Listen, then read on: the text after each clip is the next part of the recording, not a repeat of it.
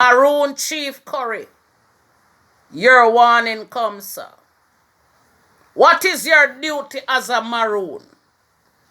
Take Jamaicans out of slavery. You're not supposed to be seen on no political platform with no MP, no prime minister, no opposition leader. Your duty is to take Jamaica out of enslavement. Your duty is to get rid of the two puppets that they put to run Jamaica politics and cause tribal war. Nani has already fight this battle, Kojo.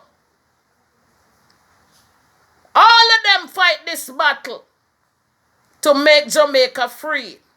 And the puppets that we have into Jamaica, PNP and JLP, taking Jamaicans back into slavery. Chief Curry, do the needful.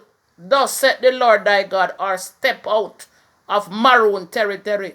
Do the needful. And take Jamaicans out of slavery. Take them out of it. And stop follow these two puppets that come to put Jamaicans underneath enslavement and keep them underneath enslavement and put the youths to shoot on each other under tribal war. I will not come back and warn you again now, says God.